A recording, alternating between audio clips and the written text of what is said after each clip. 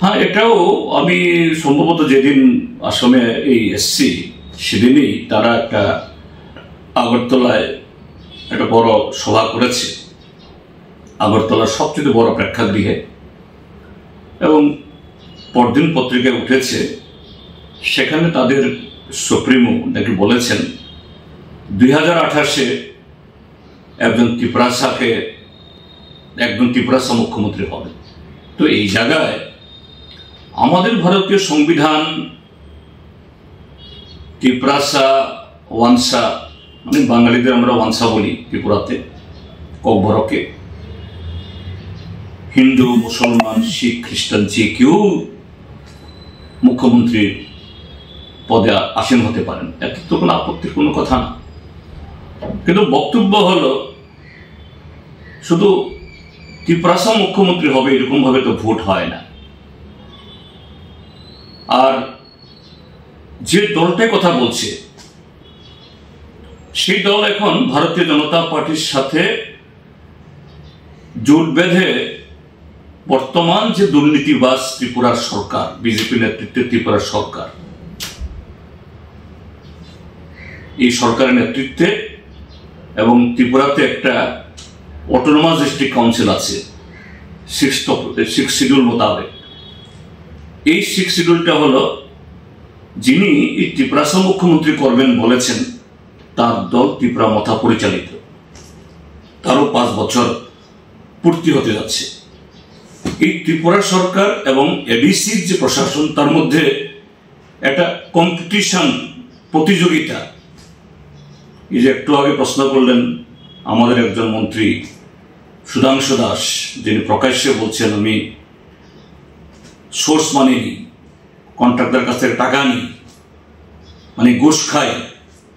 ঠিক এডিসিও এবং রাজ্য সরকারের মধ্যেও এইভাবে একটা দুর্নীতির প্রতিযোগিতা, কম্পিটিশন অফ কারাপশন। তো সেই জায়গায় এরা এখন একসাথে ঘর করছে, একসাথে সরকার।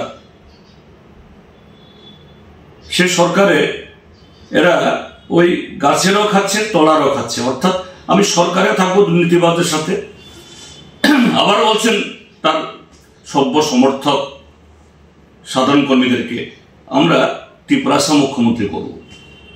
ত্রিপুরাসা মুখ্যমন্ত্রী না হওয়া মানে হওয়ার হয়তো কোনো আপত্তি নেই, হতেই পারে,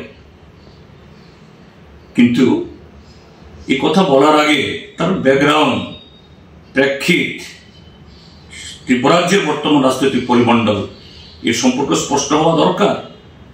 কাছেই এটা একটা আজগুবি, আকাশকুসুম, অনৈতিক, এবং গত এই ত্রিপুরা মথা সৃষ্টি হওয়ার পর 2021 সালে এইভাবেই একটা স্লোগান তুলে, কখনো গ্রেটার ত্রিপুরাল্যান্ড, কখনো ওয়ান লাস্ট ফাইট, কখনো নো কম্প্রোমাইজ, কখনো ত্রিপুরাসা অ্যাকর্ড, এখন নতুন স্লোগান ত্রিপুরাসা মুখ্যমন্ত্রী হবে।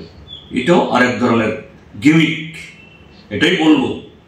কিন্তু একথা বলবো, ত্রিপুরাসা মুখ্যমন্ত্রী হওয়া আমাদের সংবিধান অবশ্যই হতেই পারে, অসম্ভব কিছু না, কিন্তু তার পলিটিক্যাল যে রোডম্যাপটা কি, এটাই হলো সবচেয়ে বড় কথা।